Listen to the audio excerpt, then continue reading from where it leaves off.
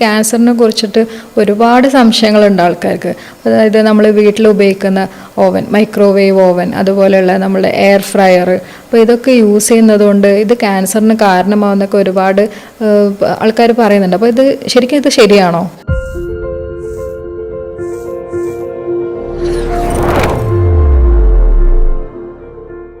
അതിലെന്ന് വെച്ചാൽ നമ്മൾ deep frying ആണ് അതിലുള്ള പ്രശ്നങ്ങൾ. ഇപ്പോൾ അല്ല എയർ ഫ്രയർ ഒന്നും ഉപയോഗിച്ചിട്ട് ക്യാൻസർ വരുന്നുള്ള പഠനങ്ങളോ അല്ലെങ്കിൽ അതുകൊണ്ടൊന്നും ക്യാൻസർ ഉണ്ടാക്കുന്നു എന്നുള്ള പഠനങ്ങളൊന്നുമില്ല. പക്ഷേ ഈ പല കാര്യങ്ങളും ചിലപ്പോൾ നമ്മൾ കിച്ചണിൽ തന്നെ ഈ ഡീപ്പ് ഫ്രൈ ചെയ്യുന്ന കാര്യങ്ങൾ അല്ലെങ്കിൽ ഓയിൽ വീണ്ടും വീണ്ടും ഉപയോഗിക്കുന്നത്, നമ്മളിപ്പോൾ കിച്ചണിൽ തന്നെ ശരിക്കും ഇപ്പോൾ ക്യാൻസർ പ്രിവെൻഷൻ എവിടെ നിന്ന് തുടങ്ങണം എന്ന് ചോദിച്ചാൽ കിച്ചണിൽ നിന്ന് തുടങ്ങണം എന്നുള്ളതാണ്. അത് നമ്മൾ ഉപയോഗിക്കുന്ന പ്ലാസ്റ്റിക് പാത്രങ്ങൾ നമ്മൾ നല്ല ഹീറ്റ് ചെയ്തിട്ട് ചോറും ഇതൊക്കെ പ്ലാസ്റ്റിക് പാത്രങ്ങളിലൊക്കെ കുട്ടികൾക്ക് കൊടുക്കും.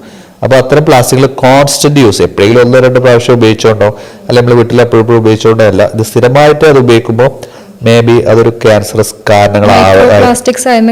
വരാനുള്ള സാധ്യതയുണ്ട്. പിന്നെ അതേപോലെ തന്നെ നമ്മൾ കിച്ചൺ കട്ടിംഗ് ബോർഡുകൾ, ഈ പ്ലാസ്റ്റിക്കുകളാണ് അധിക കിച്ചൺ ബോർഡുകൾ ഉള്ളത്. അപ്പൊ അത് ഉപയോഗിക്കുമ്പോൾ അതും പ്രശ്നങ്ങളുണ്ടാവും. അതെ. പിന്നെ നമ്മളെന്താ നല്ല തിളച്ച ചിക്കനിലും തിളച്ച ബീഫൊക്കെ ആകുമ്പോൾ അല്ലെങ്കിൽ എന്തെങ്കിലും കറികളിലൊക്കെ നമ്മൾ പ്ലാസ്റ്റിക്കിന്റെ തവി കൊണ്ടാണ് നമ്മൾ പലപ്പോഴും കോരുന്നത്.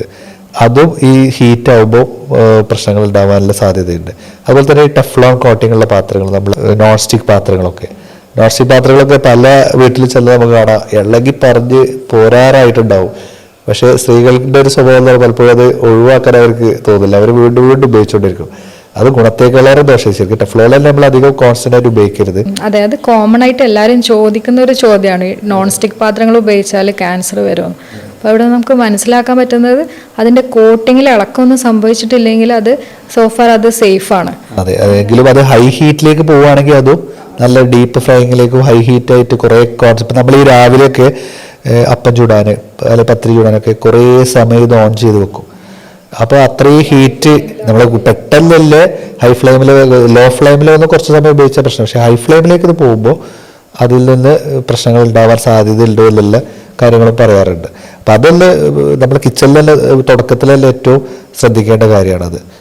നമ്മൾ പറഞ്ഞു എയർ ഫ്രയറിൻ്റെ ഇതുവരെയുള്ള സ്റ്റഡീസിൽ എയർ ഫ്രയറും ഓവനും കമ്പാരിറ്റീവ്ലി സേഫ് ആണെന്നാണ്, ആ റേഡിയേഷൻസ് കുഴപ്പമില്ല എന്നാണ് പറയുന്നത്. അല്ലെ, ഇനി മറ്റ് യൂട്ടൻസിൽസ്, പാത്രങ്ങൾ, അടുക്കളയിൽ ഉപയോഗിക്കുന്ന അലൂമിനിയം പാത്രങ്ങൾ, ഇപ്പോൾ പ്ലാസ്റ്റിക്കിൻ്റെ കാര്യം പറഞ്ഞു, പ്ലാസ്റ്റിക്കിൽ നമ്മൾ സ്റ്റോർ ചെയ്യുള്ളൂ, കുക്ക് ചെയ്യില്ല. ഇനി കുക്ക് ചെയ്യുന്ന പാത്രങ്ങൾ, അലൂമിനിയം പാത്രങ്ങൾ, അങ്ങനെ എന്തെങ്കിലും ഹാംഫുൾ എഫക്ട്സ് അതിലിപ്പോൾ ഈ പ്ലാസ്റ്റിക്കിൽ തന്നെ നമ്മൾ സ്റ്റോർ ചെയ്യുന്നതും പ്രശ്നമാണ്. നമ്മൾ ഇപ്പോൾ പഞ്ചസാര, അതുപോലെ ഉപ്പ്, ഇതുപോലെയുള്ള കാര്യങ്ങളെല്ലാം നമ്മൾ മല്ലിപ്പൊടി, മുളക് പൊടിയൊക്കെ നമ്മൾ ഇട്ട് വെക്കുന്നത് എന്താണ്, പ്ലാസ്റ്റിക് പാത്രങ്ങളിലാണ്. അതും കുറേ കാലങ്ങളോളം അതിലിട്ട് വെക്കുന്നതും പ്രശ്നങ്ങൾ ഉണ്ടാക്കാമെന്ന് പറയപ്പെടുന്നുണ്ട്. പിന്നെ അതിൽ നമ്മൾ അലുമിനിയം പാത്രങ്ങളിൽ നമ്മൾ ഈ അസിഡിക് ആയിട്ടുള്ള ഫുഡുകൾ, ഇപ്പോൾ ലീച്ചിങ് എന്ന് പറയും, ഈ നമ്മുടെ ആസിഡിക് അല്ല, നമ്മൾ സാമ്പാർ അല്ലെങ്കിൽ നമ്മുടെ സിട്രസ് ആയിട്ടുള്ള എന്തെങ്കിലും തൈര് ഒഴിച്ചുള്ള കറികൾ, ഇത്തരം കാര്യങ്ങളൊക്കെ നമ്മൾ ഉപയോഗിക്കുമ്പോൾ ഇതിലുള്ള അലുമിനിയം ഇതിലേക്ക് വരാനും അതുപോലെ തന്നെ ഇത് ക്യാൻസറസ് ആവാം എന്നുള്ള പല കാര്യങ്ങളൊക്കെ പല കാര്യങ്ങളുണ്ട്. പിന്നെ അതേപോലെ തന്നെ അൽഷിമേഴ്സിന് ഇത് കാരണമാവുന്നൊക്കെയുള്ള പല പഠനങ്ങളും, പക്ഷെ അത് ഒരിക്കലും അങ്ങനെ ഒരു വ്യക്തമായിട്ടുള്ള പഠനങ്ങളൊന്നുമില്ല. അത് ഏതോ ഒരു അൽഷിമേഴ്സ് രോഗിയുടെ തലച്ചോറ് ഓട്ടോപ്സി ചെയ്ത സമയത്ത് അല്ലെങ്കിൽ മരണാനന്തരം അവരുടേത് ഓട്ടോപ്സി ചെയ്ത സമയത്ത് അതിൽ അലുമിനിയം പാർട്ടിക്കിൾസ് ഉണ്ടായിരുന്നു എന്ന് പറഞ്ഞുകൊണ്ടുള്ളൊരു ഒരു ഇതൊക്കെ മുമ്പ് നമ്മൾ കേട്ടിട്ടുണ്ട്. അപ്പം അതിന് അത്ര ഒരു റെലവൻ്റ് ആയിട്ട് അൽഷിമേഴ്സ് ഉണ്ടാക്കും അല്ലെങ്കിൽ അലുമിനിയം പാത്രങ്ങൾ ഉപയോഗിക്കരുത്, അൽഷിമേഴ്സ് ഉണ്ടാക്കും എന്നൊക്കെ പറഞ്ഞ ടാഗ്ലൈനിലൊക്കെ ചില ഇതൊക്കെ നമ്മൾ ന്യൂസുകളും അല്ലെങ്കിൽ ചില വീഡിയോസൊക്കെ കാണാറുണ്ട്. അപ്പം അത്തരം ഒരു ബയസിൻ്റെ ആവശ്യമില്ല, നമ്മൾ ഉപയോഗിക്കാം. ഇപ്പം ഇതിലൊക്കെ ഉള്ളൊരു കാര്യം എന്ന് പറഞ്ഞാൽ ഏത് വസ്തുക്കളാണെങ്കിലും ഒരു പരിധിയിൽ കൂടുതൽ ഉപയോഗിക്കുമ്പോഴാണ്, അല്ലെങ്കിൽ നമ്മൾ അതിൻ്റെ കൺട്രോൾ ഇല്ലാതെ ഒരു റെസ്ട്രിക്റ്റഡ് അല്ലാതെ ഉപയോഗിക്കുമ്പോഴാണ് ഇതൊക്കെ പ്രശ്നങ്ങളാവുക.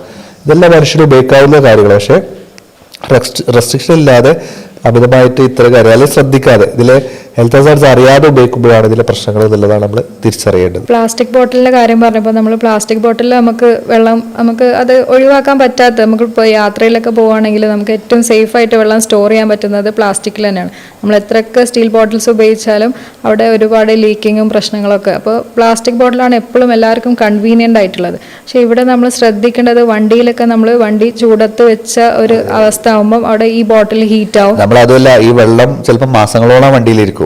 എന്നിട്ട് അത് ഹീറ്റായിട്ടാണ് പിന്നെ ചിലപ്പം അതിൽ തന്നെ വീണ്ടും റീയൂസ് ചെയ്യും. ഒരിക്കലും റീയൂസ് ചെയ്യരുതെന്ന് അതിൽ തന്നെ എഴുതിയിട്ടുണ്ട്. സിംഗിൾ ടൈം യൂസ് ചെയ്യുന്ന പ്ലാസ്റ്റിക് ആണെങ്കിൽ നമ്മൾ അത് സിംഗിൾ ടൈം യൂസ് ചെയ്യുന്ന സിംഗിൾ ടൈം തന്നെ ഉപയോഗിച്ച് ഒഴിവാക്കുന്നുള്ളത് നമ്മുടെ മലയാളികളുടെ ഒരു ശീലമാണ്. ഒരു സാധനം കിട്ടിക്കഴിഞ്ഞാൽ അത് ഒഴിവാക്കാൻ നമുക്കൊരു മടിയാണ്. അല്ലെങ്കിൽ ഞാനൊരു ചെറിയ ഉദാഹരണം പറയാം. നമ്മുടെ ഒരു പോക്കറ്റിൽ ഇപ്പം ഞാൻ എൻ്റെ വോയിസ് കേൾക്കുന്ന നമ്മുടെ ആളുകളൊന്ന് ശ്രദ്ധിച്ചു നോക്കുക. അവരുടെ പോക്കറ്റ് പേഴ്സ് അവരൊന്ന് തുറന്നു നോക്കുക. അവരെന്നോ കാലത്ത് ഒരു 2 കൊല്ലം മുന്നേ യാത്ര ചെയ്ത് KSRTCയുടെ ടിക്കറ്റ് പോലും അവരുടെ പേഴ്സിലുണ്ടാകും. അതുപോലെ ഒഴിവാക്കാനേ മലയാളികൾക്ക് മടിയാണ്. അപ്പം അത് ഒരു യഥാർത്ഥമാണ്. അപ്പം അതേപോലെ തന്നെയാണ് ഇത്തരം വിഷയങ്ങൾ. നമുക്ക് ഒഴിവാക്കേണ്ട സാധനങ്ങൾ നമ്മൾ ആ സമയത്ത് ഒഴിവാക്കണമെന്ന് നിഷ്കർഷിച്ചിട്ടുണ്ടെങ്കിൽ അത് ഒഴിവാക്കുക. അത് വീണ്ടും വീണ്ടും ഉപയോഗിച്ചിട്ട് കളയാനുള്ളൊരു മടി കൊണ്ട് ആരോഗ്യ പ്രശ്നം നമ്മൾ വിളിച്ചു വരുത്തുകയാണെന്നുള്ളത് പല ആളുകളും അറിയാറില്ല എന്നുള്ളതാണ് അതിൻ്റെ വാസ്തവം.